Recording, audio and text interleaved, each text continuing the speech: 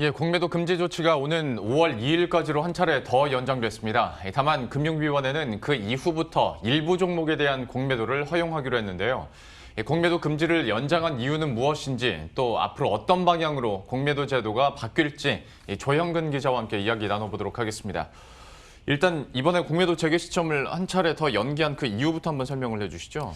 네, 금융당국은 이제 공매도 관련 제도 개선안이 시장에 정착할 때까지 이 공매도 재개 시점을 미룬 것이다 이렇게 밝혔습니다. 예. 이거를 바꿔서 생각해 보면은 공매도 금지 조치가 필요해서 연장한 것이 아니라 이 제도가 자리 잡을 때까지 잠시 미뤘다 이렇게 이해할 수 있습니다.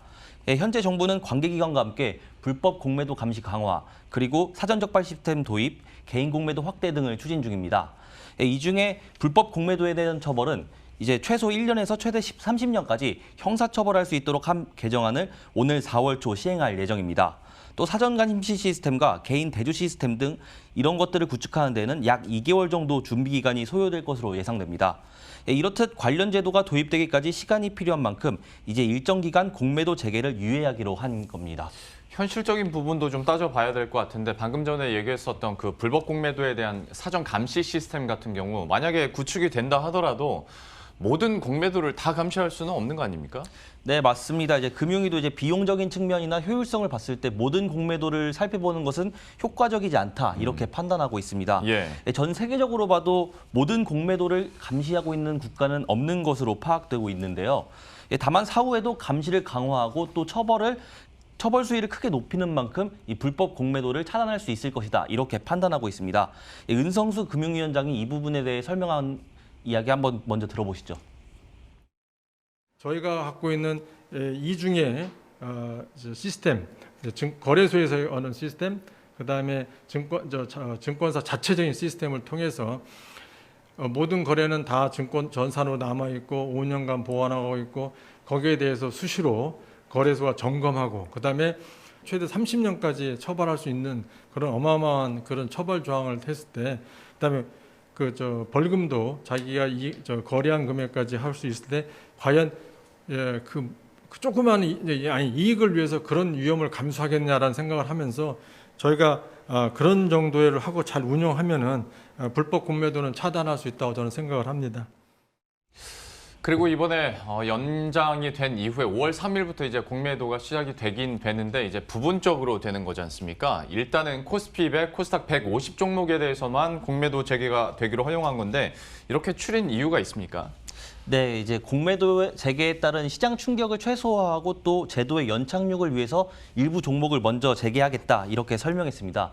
특히 코스피 200과 코스닥 150 종목 같은 경우에는 이 공매도가 가격에 미치는 영향이 적고 또 파생 상품 시장 등 이제 연계돼 있다는 점에서 우선 재개하기로 결정했습니다. 전체 코스피 종목 대비 코스피 200 종목 수는 22% 수준이면서 이제 전체 시총과 비교하면 그 규모는 88% 수준입니다.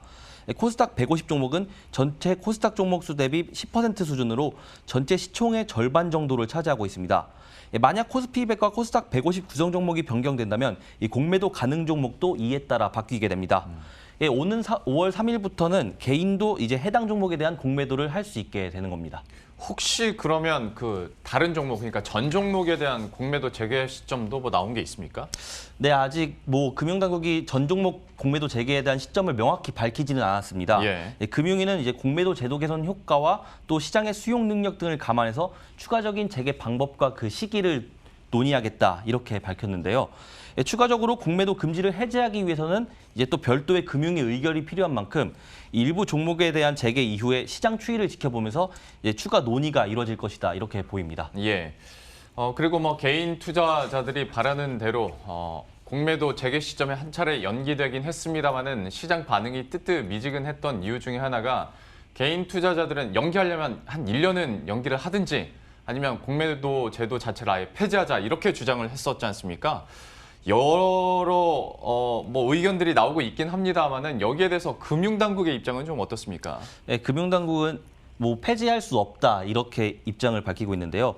공매도 제도가 이제 선진국 증시에서 모두 사용되고 있는 글로벌 스탠다드인 만큼 이 폐지하는 건 적절치 않다 이렇게 밝혔습니다. 공매도를 제한할 경우에 국내 증시에서 선진 시장에 진입하기는 매우 어려울 것이다 이렇게 판단한 건데요. 앞서 IMF도 우리나라 정부의 공매도 금지는 시장 효율성 측면에서 투박한 도구라고 언급한 바 있습니다. 또 MSCI 등 지수 산출기관에서도 공매도 허용 여부를 국가별 시장 등급 평가 요소로 활용하고 있습니다. 또 외국인과 기관이 공매도를 해지 수단으로 활용하고 있는 만큼 이를 금지할 경우 국내 증시에서 자금이 대거 빠져나갈 수 있다고 설명했습니다. 한편 일부 투자자분들은 이제 없는 주식을 빌려서 파는 게 말이 되느냐 이렇게 지적하기도 하는데요. 금융투자업계 전문가들은 이제 돈을 빌려서 주식에 투자하는 신용융자의 반대급부로 공매도를 이해한다고 말하면서 공매도 이후에 주식을 상환하기 위한 매수가 반드시 수반된다는 점에서 이 공매도 투자자를 증시 하락의 주범으로 보긴 어렵다 이렇게 설명했습니다. 예. 지금까지 조영근 기자와 함께했습니다. 잘 들었습니다.